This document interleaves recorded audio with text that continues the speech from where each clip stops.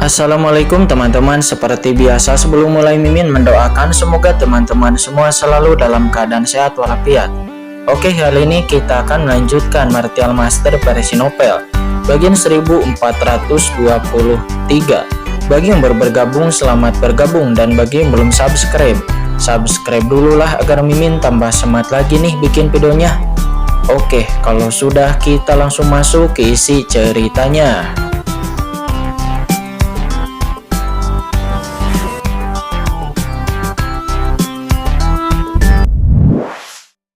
Yang langsung mempengaruhi perhatian semua orang. Ketika Nona Sikong mendekat, Pangeran Kilin tidak bisa menahan diri untuk tidak membusungkan dadanya. Dia mencoba yang terbaik untuk mempertahankan sikapnya, mempertahankan keagungan dan juga kewibawaannya. Kemudian berkata sambil tersenyum, "Yang mulia, izinkan saya membimbing Anda." Namun ketika Pangeran Kilin menyambutnya dengan sikap yang paling anggun, Nona Sikong tidak berhenti, melainkan tetap berjalan melewati Pangeran Kilin seperti awan mengalir. Mata Nona Sikong itu sama sekali tidak tertuju kepada Pangeran Kilin, melainkan mata Nona Sikong itu melihat ke tebing tidak jauh dari puncak Tongtian, dan dia melihat Qingchen di sana. Di sana terlihat Qingchen memunggungi semua orang, dan Qingchen hanya melihat ke tanah leluhur kegelapan di kejauhan. Qingchen sama sekali mengabaikan semua orang yang ada di belakangnya, dan tentu saja Qingchen mengabaikan Nona Sikong itu. Tampaknya kedatangan Nona Sikong sama sekali tidak mampu menggodanya. Sikap yang sangat berbeda ini pun membuat semua orang yang hadir langsung terlihat jelek. Di bawah pengawasan semua orang, mereka melihat Nona Sikong perlahan berjalan menuju ke arah Qingchen. Dia mengabaikan perhatian semua orang, dan dia sepenuhnya mengabaikan tindakan dari Pangeran Kilin. Hal ini segera membuat Pangeran Kilin membeku di sana. Dia penuh dengan retorika, tetapi dia tidak dapat menggunakannya saat ini. Dia menelan semua retorika segera setelah dia membuka mulutnya. Perasaan ini seperti menelan burung, seperti menelan lalat. Meskipun dia berharap Qingchen akan membuat marah Nona Sikong, namun dia tidak ingin Nona Sikong tertarik kepada Qingchen begitu dia muncul. Karena dia berharap Nona Sikong dapat melihat semua orang yang telah dilakukannya dan akan tergerak olehnya. Di hadapan semua orang, Nona Sikong berjalan ke depan perlahan, sedikit mengernyit di saat dia melihat punggung Qingchen, dan suatu saat dia sudah dekat dengan lokasi Qingchen. Kedatangan Nona Sikong secara langsung seperti kelahiran seorang dewi ke dunia. Hal ini menyebabkan Pri Shenhuang dan orang lainnya yang menjaga Qingchen segera memberi hormat dan lalu berkata dengan gemetar, "Saya telah melihat Yang Mulia." Tetapi saat ini Pei Epil juga buru-buru memberi hormat dengan ekspresi yang sangat hormat, karena dia adalah inspektur dari Tanah Suci Sikong, dan Nona Sikong itu adalah pewaris dari Tanah Suci Sikong. Meskipun dia mengikuti Qingchen sekarang, tetapi bagaimana dia bisa bersikap kasar ketika melihat Nona Sikong? Namun saat ini hanya Qingchen yang tidak tergerak, seolah-olah Qingchen bahkan tidak tahu bahwa ada seorang wanita cantik yang datang dari belakangnya. Tindakan seperti itu pun langsung membuat Pangeran Mingye dan yang lainnya marah. Tatapan Nona Sikong langsung menyapu seluruh tubuh Putra Suci Tianhe dan yang lainnya. Ketika Putra Suci Tianhe dan yang lainnya merasakan tatapan dari Nona Sikong, seluruh tubuh mereka menegang dan mulut mereka menjadi kering karena gugup. Saat ini Putra Suci Tianhe dan yang lainnya dipenuhi dengan emosi. Meskipun mereka adalah orang-orang jenius, namun apa arti kekuatan mereka di hadapan Nona Sikong? Mereka bagaikan hanya semut. Menghadapi Nona Sikong, pihak lain hanya membutuhkan satu kalimat untuk menghancurkan mereka dan juga seluruh klannya.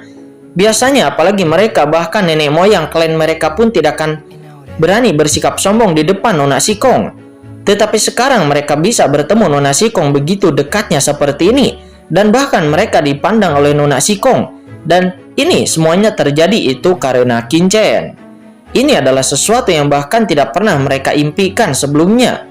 Jika mereka kembali ke klannya dan memberitahu leluhur mereka bahwa mereka telah melihat Nona Sikong sebegitu dekat seperti ini, maka leluhur mereka mungkin akan mengira bahwa mereka telah kehilangan akal sehat dan menjadi gila. Pri Shenhuang tidak percaya ketika dia melihat Nona Sikong. Dalam hatinya, Nona Sikong tidak hanya seorang yang mulia dan tak tertandingi, tetapi juga merupakan wanita tercantik di benua Haiyu ini. Melihat penampilan sebenarnya dari Nona Sikong hari ini, Pri Shenhuang saat ini dia tidak bisa menahan perasaan dikalahkan. Meskipun dia juga luar biasa dan sangat percaya diri dengan kecantikannya sendiri, namun dia bahkan pernah sempat merasa ragu dan tidak puas dengan kecantikan Nona Sikong.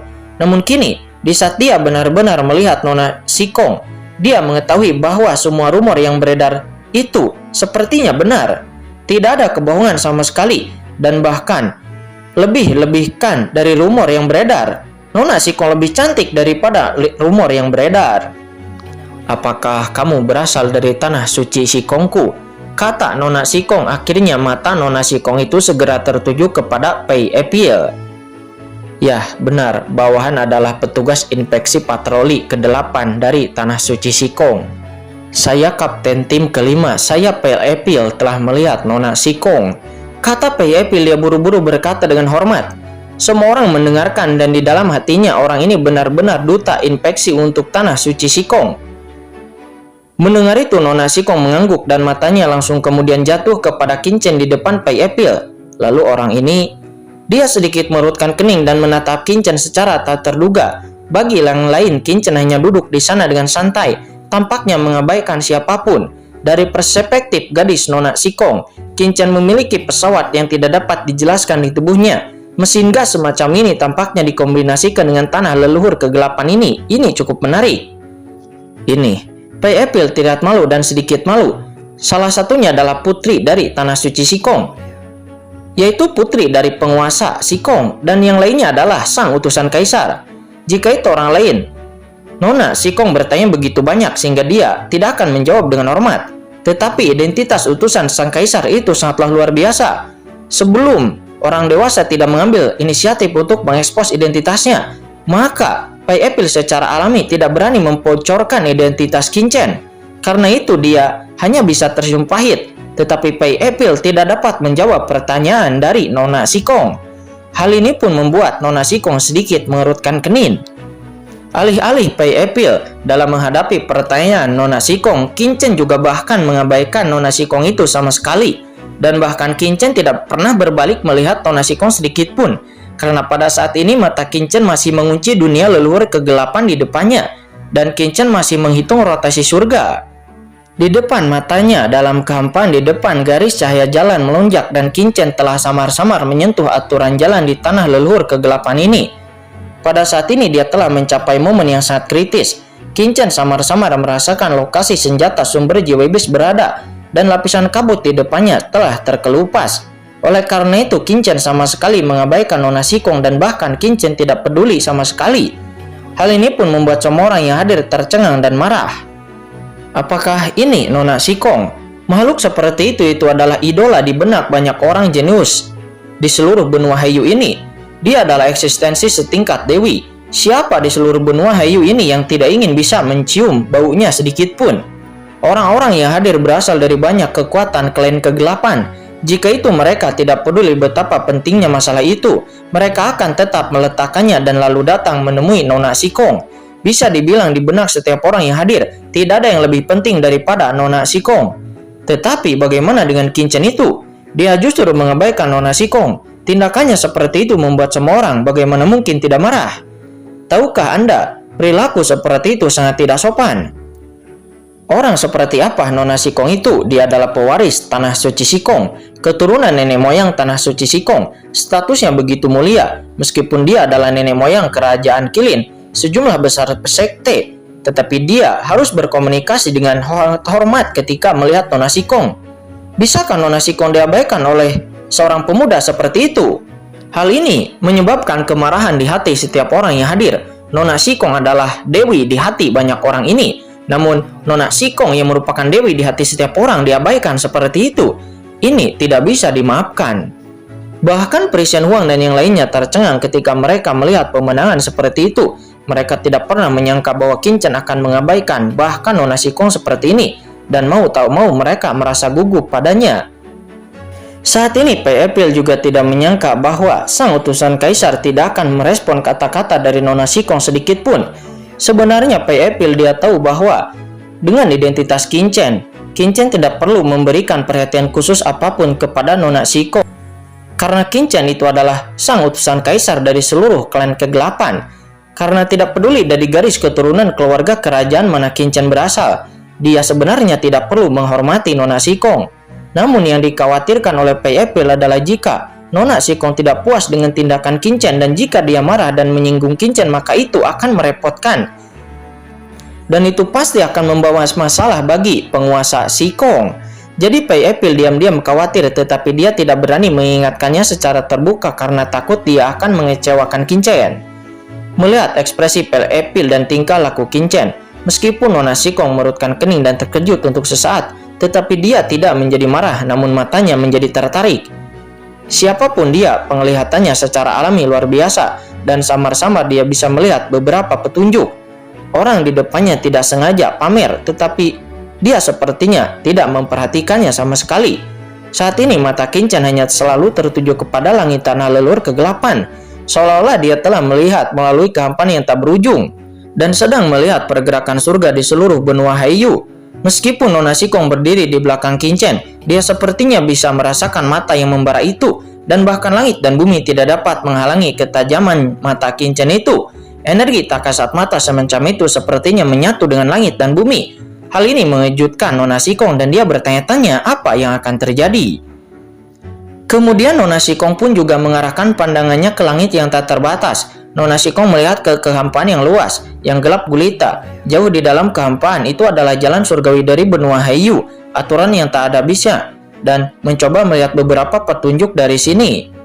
Namun sayang Nona Sikong gagal, kekosongan seperti itu, seperti jurang abadi, itu menelan semua mata untuk tidak dapat melihat. Untuk sesaat kedua belah pihak membeku menyebabkan seluruh pemandangan di tempat kejadian menjadi sangat sunyi. Keadaan aneh seperti itu pun langsung membuat seluruh suasana menjadi aneh. Beberapa orang berbakat sangat marah, namun tidak berani berbicara dengan gegabah. Namun menurut mereka, Nona Sikong jelas-jelas dibuat frustasi oleh Qin dan bahkan diabaikan, yang membuat Yang Mulia Sikong sangat malu sehingga dia tidak bisa turun dari panggung. Namun, Yang Mulia Nona Sikong tidak mampu memarahinya karena status kebangsawanannya, yang membuatnya tidak bisa memarahi Qin. Tepat ketika orang-orang ini saling memandang dan tidak tahu harus berbuat apa, pada saat ini tiba-tiba Pangeran Qilin mengedipkan matanya kepada Pangeran Mingye yang berdiri di samping. Pangeran Mingye pun melihat kedipan dari Pangeran Qilin langsung mengerti apa yang dimaksud oleh Pangeran Qilin. Dan segera Pangeran Mingye mengambil langkah maju dan berteriak kepada Qin. Beraninya Anda, Yang Mulia, ketika Anda melihat Yang Mulia Nona Sikong tiba, mengapa Anda tidak sesegera mungkin memberi hormat? Anda sangat berani. Teriakan dari putra mahkota Pangeran Mingye itu langsung memecah suasana keheningan di tempat kejadian, menyebabkan mata semua orang langsung terfokus kepada Pangeran Mingye. Bahkan Nona Sikong pun terkejut dengan kata-kata ini. Dia lalu mengalihkan pandangannya dari langit dan dia sedikit mengernyit lalu menoreh ke arah Pangeran Mingye. Pandangan sekelas ini dimaksudkan untuk mengungkapkan ketidakpuasan, namun ketika jatuh ke mata putra mahkota Mingye dan putra mahkota Mingye melihat kerutan di wajah Nona Sikong, darah Pangeran Mingye pun langsung melonjak. Nona Sikong sebenarnya sedang melihat ke arah dirinya sendiri dan sedang menatapnya. Boom, api di dalam hati Pangeran Mingye tiba-tiba menyala dan seluruh tubuhnya terasa seperti ada dengungan di benaknya dan darahnya mendidih ke langit. Bagaimana dia bisa begitu berbudi luhur sehingga dia bisa mendapatkan perhatian dari Nona Sikong? Kerutan di dahinya membuatnya berpikir bahwa Nona Sikong sedang mengungkapkan ketidakpuasannya terhadap Qin dan ingin dia mengambil tindakan terhadap Qin. Anda adalah orang yang sangat sombong dan sangat berani mengabaikan Nona Sikong. Saya Pangeran Mingye akan menantang Anda hari ini agar Anda mengetahui konsekuensi dari bersikap sombong, kata Pangeran Mingye. Dia berteriak lagi. Pada saat ini Pangeran Mingye benar-benar terbawa oleh darah cinta. Dia benar-benar mengambil 2 langkah ke depan dan menatap Qin dengan niat bertarung yang tak habis yang keluar dari matanya. Bukan hanya karena perintah dari Pangeran Qilin, tetapi dia melakukan ini juga untuk menarik perhatian Nona Sikong. Jika dia mampu mengalahkan badut yang meremehkan Nona Sikong di hadapan Nona Sikong sendiri, maka itu adalah suatu hal yang terhormat. Aura pembunuh dalam diri Pangeran Mingye telah terkondensasi menjadi substansi dan itu tersapu seperti lautan luas. Lancang! Teriak Pei Epil. Dia mengerutkan kening dan segera Pei Epil berdiri di belakang Qin dan dia berteriak tajam ke arah Pangeran Mingye. Menurutku kaulah yang begitu sombong, kata Pangeran Mingye dia menatap Pai Epil dengan mata yang menghina. Sebagai inspektur Tanah Suci Sikong, kamu merampas ketenaran Nona Sikong, tetapi kamu malah membela anak itu, kata Pangeran Mingye. Segera saat ini diskusi pun tidak mau menyebar di setiap orang jenius yang hadir. Pai Epil sebagai inspektur Tanah Suci Sikong memang tidak tahu malu dan malah mengabaikan Nona Sikong sebagai atasannya sendiri demi keegoisannya untuk membela anak itu. Pangeran Mingye saat ini bergerak maju selangkah demi selangkah di bawah tatapan semua orang. Darahnya mendidih dan dia ingin membunuh Qingchen di tempat. Anda, kata Pai Epil, dia marah dan matanya sangat dingin dan boom, ada aura dewa surgawi yang mengepul di sekitar Pai Epil. Keluar dari sini. Jantung Pangeran Mingye pun berdetak kencang meskipun dia tidak sabar untuk menunjukkan wajahnya di depan Nona Sikong. Namun dia telah melawan Pai Epil sebelumnya dan dia tahu bahwa kekuatannya jauh dari lawan. Jika Anda punya nyali, biarkan anak kecil itu keluar sendiri, tidak peduli apa yang dia sembunyikan di baliknya. Saya Pangeran Mingye, hanya karena dia telah tidak menghormati Nona Sikong, saya akan menantang anak ini hari ini. Jika Anda punya nyali, keluarlah dan bertarung dengan saya, kata Pangeran Mingye. Dia berteriak dengan tajam kepada Qingchen. Mendengar itu wajah Pai Epil jelek dan dia hendak berbicara, namun pada saat ini Qingchen tiba-tiba mengalihkan pandangannya ke langit dan ada cahaya berkilauan di matanya. Tepat sebelumnya, Lord of the Abyss, dia sudah merasakan sesuatu setelah bergabung di dalam kekosongan di leluhur kegelapan ini, dan Lord of the Abyss telah dapat merasakan harta itu. Saat ini, suasana hati Qingchen dalam keadaan bahagia. Qingchen menoleh sedikit lalu menatap Pangeran Mingye dan tersenyum ringan. Anda ingin menantang tuan muda ini, kata Qingchen. Ya, apakah kamu takut, kata Pangeran Mingye. Dia mencibir. Tidak apa-apa jika Anda takut selama Anda berlutut di depan Nona Sikong dan bersujud kepada Nona Sikong 100 kali dan mengakui kesalahan Anda. Mungkin saya akan berbelas kasih dan menyelamatkan hidup Anda, kata Pangeran Mingye. Mendengar ini Nona Sikong hanya sedikit mengernyit, tetapi dia tidak mengatakan apa-apa lagi. Dia hanya menatap Qingchen dengan rasa ingin tahu dan rasa penasaran. Matanya bersinar terang seolah-olah dia ingin melihat bagaimana tanggapan Qingchen. Hahaha, apakah aku takut? Qingchen tersenyum dengan jijik di wajahnya. Kamu benar-benar sampah.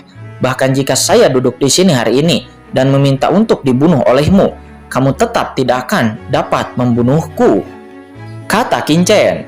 Mencari kematian. Di depan semua orang, di depan Nona Sikong, dia dipandang rendah oleh Qingchen membuat Pangeran Mingye tidak bisa menahan napasnya. Darahnya segera melonjak ke seluruh tubuhnya. Dasar bocah, hari ini tuan muda ini akan menunjukkan kepadamu betapa cakapnya dirimu itu. Beraninya kamu mengatakan kata-kata kotor seperti itu. Hari ini tuan muda ini akan menunjukkan kepadamu betapa kuatnya. Tuan muda ini, kata Pangeran Mingye. Dia berteriak keras dan naik ke langit dengan keras. Pada saat ini aura kegelapan yang mengepul melonjak dari tubuhnya. Darahnya keluar, aura kegelapan menyembur keluar darinya dan aura kegelapan yang dimuntahkan itu mengalir seperti air terjun. Aura gelap yang menakutkan itu membuat seluruh dunia terasa gelap seolah-olah mereka langsung berada di dalam kegelapan yang tak berujung.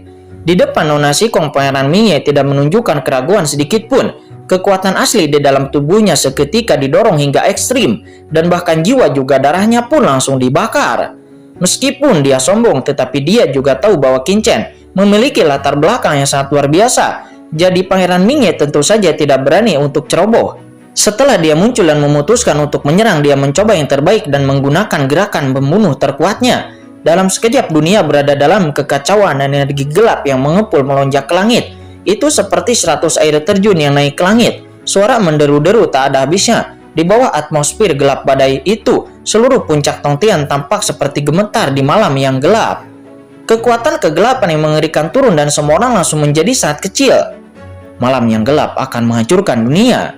Melihat kekuatan magis mengerikan yang ditunjukkan oleh Pangeran Mingye, semua orang diam-diam terkejut dan mereka semua mengenali gerakan ini. Karena ini adalah kekuatan magis tertinggi dari keluarga Mingye yang dapat menarik lawan ke dalam malam tanpa akhir. Dan mereka akhirnya akan menjadi dewa malam, mengendalikan hidup dan mati semua orang di malam hari. Di bawah pukulan ini, putra mahkota Mingye membakar jiwa dan darahnya, dan dia telah mencapai kekuatan tingkat Tianjun yang langsung mengejutkan semua orang. Semua orang tahu bahwa Pangeran Mie sedang bekerja keras dan dia mulai bekerja keras segera setelah dia muncul. Tentu saja semua orang tahu bahwa tujuannya adalah untuk menunjukkan kekuatannya di depan Nona Sikong. Kamu anak bajingan, mati.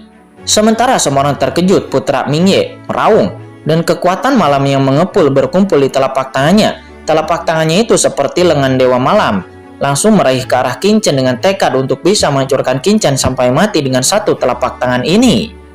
Lancang, teriak Peri Epil dengan marah dan dia hendak melangkah maju tetapi Qin Chen langsung menghentikannya. Biarkan dia mengambil tindakan, kata Qin Chen. Dia berkata dengan tenang sambil tersenyum. Di depan semua orang, menghadapi serangan Pangeran Mingye, Qin Chen tampak tenang dan hanya tersenyum. Tubuhnya tetap tidak bergerak seolah-olah Qin Chen acuh tak acuh.